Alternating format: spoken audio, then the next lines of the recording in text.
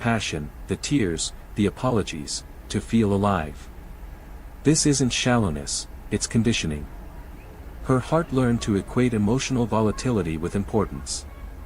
If it didn't hurt, it didn't matter. So she chases relationships that mirror her early environment, unpredictable, passionate, unstable. And when peace comes, when someone loves her steadily, she misreads it as boredom. That's when she'll pick at something minor, question your tone, or retreat into coldness just to feel a spark again. The unconscious wants to return to the temperature it recognizes. The Stoic lens, freedom from impulse. The Stoics taught that tranquility is the highest form of strength against becoming a slave to emotion, writing, when you are offended at any man's fault, turn to yourself and study your own failings. Then you will forget your anger. For her, chaos is not chosen consciously, it's reaction. She doesn't yet know that calmness isn't emptiness, it's freedom. Freedom from the tyranny of reaction, from the compulsion to feel in order to know she exists. To help her see this truth, one must embody it. If you respond to her turbulence with equal volatility, the pattern continues. If you meet it with silence and steadiness, you become a mirror of what her spirit secretly longs for, stability that doesn't withdraw, calm that doesn't punish. How chaos becomes identity. Over time, the addiction to chaos seeps into every layer of her identity.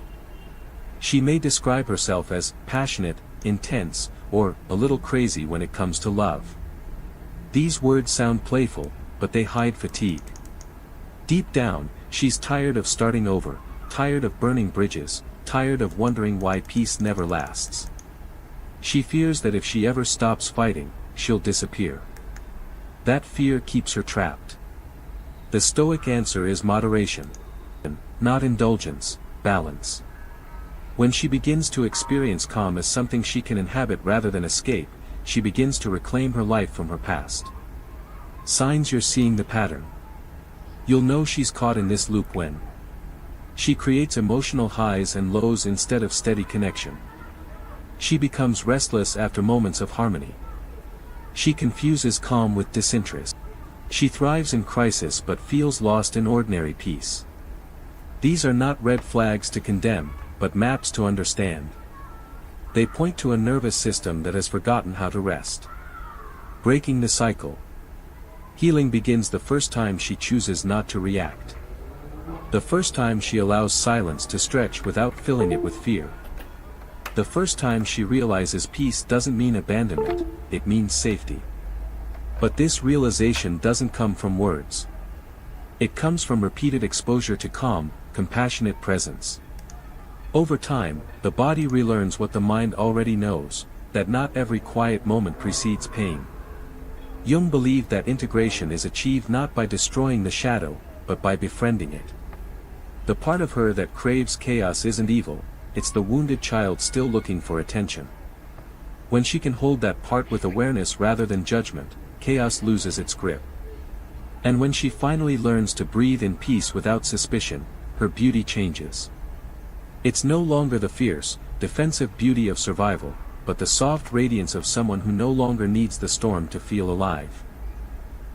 There are women who move through the world like poetry, graceful, composed, self-contained, yet when you look into their eyes, something unspoken lingers there.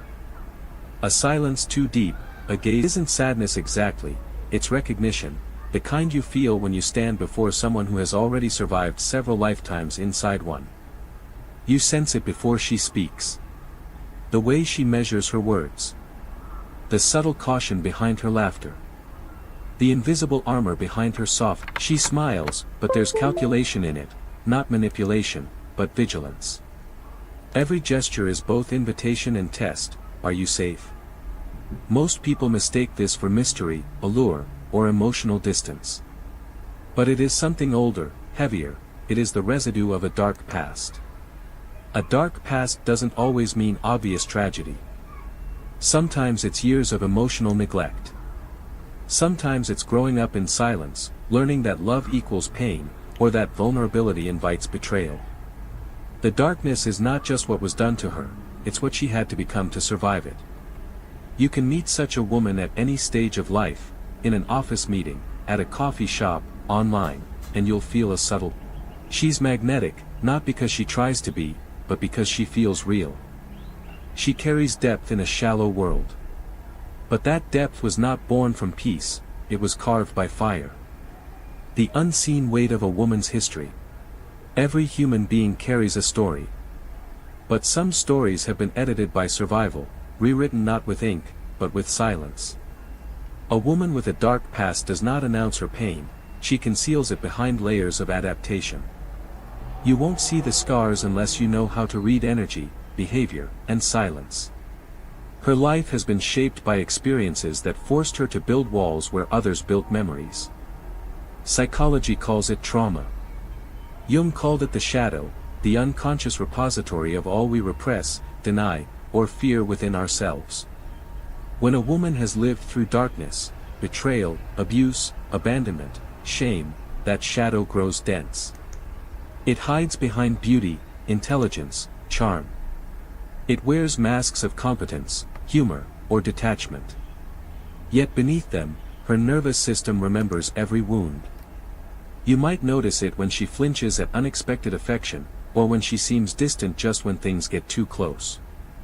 You might see it in how she can read a room instantly, scanning for danger, anticipating emotional shifts before they happen.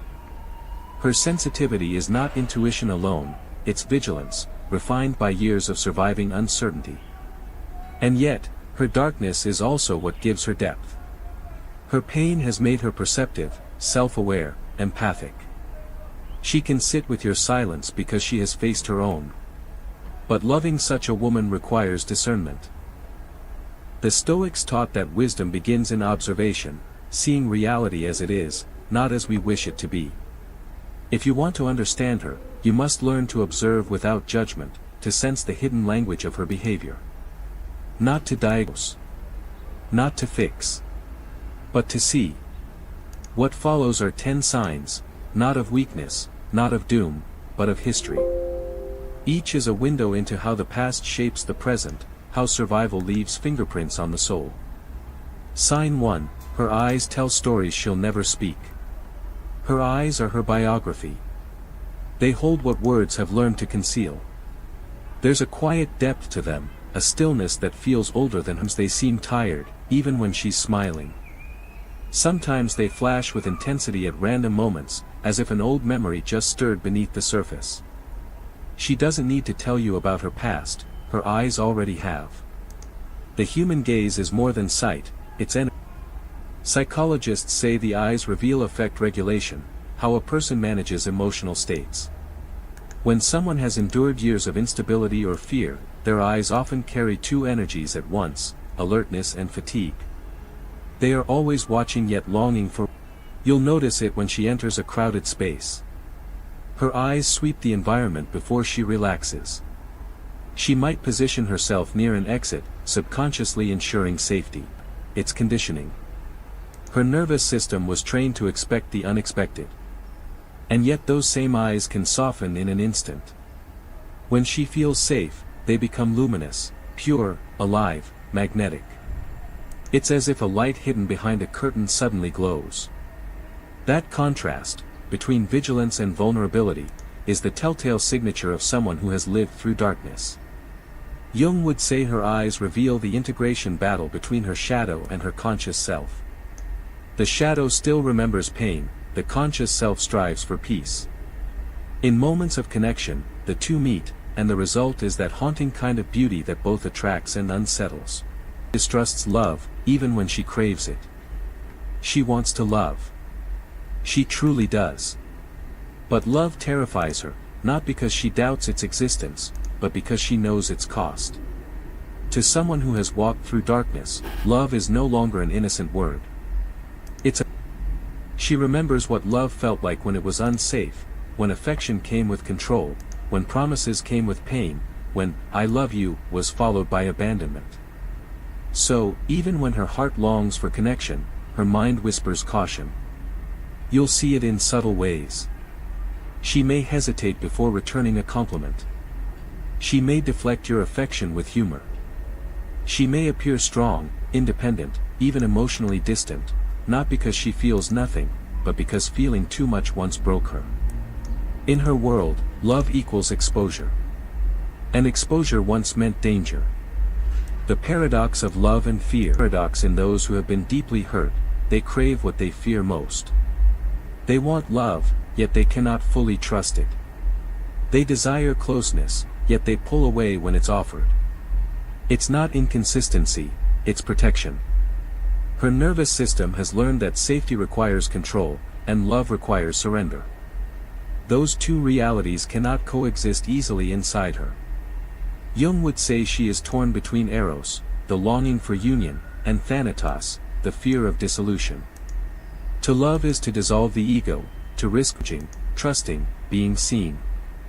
For someone who has been wounded, that's not romance, it's terror.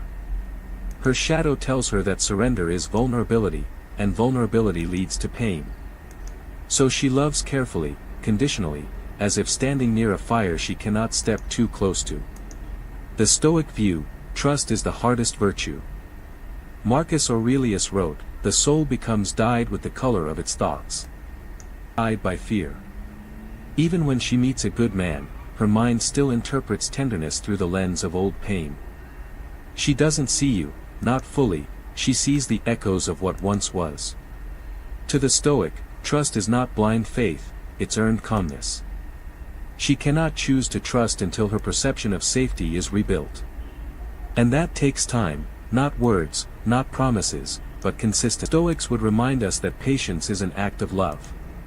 It is the refusal to rush what the soul has not yet healed. If you ever love such a woman, understand this, her hesitation is not rejection. Her testing is not manipulation. It's the only way she knows to measure if she can rest in your presence without fear of collapse. The hidden test. She will test you, not overtly, but emotionally. Intimate. She might provoke mild distance to see if you will chase, criticize, or remain steady. It's not a game. It's a subconscious reenactment of her old wounds, a way of asking, will you still be here when I'm not easy to love? Many men fail this test because they respond with frustration or ego. But the test is sacred, if you see it rightly. It is her soul's way of confirming whether safety can coexist with affection, something she has never fully known. The Stoics taught the importance of constancy, the ability to remain unmoved by external. If you embody calm when she wavers, she begins to rewire her sense of trust. Slowly, her fear of love begins to dissolve. The inner war. The dark past leaves her with two opposing voices. One says, don't get close. People hurt you. The other whispers, please don't leave. I'm tired of being alone. This war is invisible to the world but exhausting to her spirit. She doesn't want to sabotage love, she simply doesn't know how to receive it without expecting pain. It's not you she distrusts, it's her own memory. Every tender gesture is filtered through the question, is this safe? Or is this how it starts again? And so she oscillates, warm one moment, distant the next. Not because she is cold, but because her body remembers what her mind tries to forget. The healing path. The answer is not to fix her. The answer is to see her, fully, quietly, without agenda. Jung taught that healing begins in integration, the acceptance of both light and shadow. When a woman with a dark past begins to feel accepted in her entirety, without needing to hide her defenses, something profound happens, her heart relaxes. She starts to trust that love can exist without domination, that affection can coexist with freedom. And in that trust, her real self begins to emerge, tender, creative, unguarded. But until that happens, remember. Her distrust is not defiance. It is the residue of survival. Love her gently. But love her wisely. Even the most wounded soul will soften in the presence of truth. Sign 3, her emotions swing between warmth and withdrawal. There is a rhythm to her soul that few understand. One moment, she is present, eyes alive, laughter spilling from her like sunlight after rain. The next, she fades. Her gaze drifts elsewhere, her voice softens, and you can feel her energy retracting into a place you cannot follow. You will wonder, what changed? Did I do something wrong? The truth is, nothing changed. She simply touched something inside herself that you cannot see. This is one of the clearest signs of a dark between closeness and distance. To the untrained heart, it looks like inconsistency. But in truth, it's the body's ancient dance between protection. When a woman has lived through betrayal, emotions no longer flow freely. They move in cycles: withdrawal,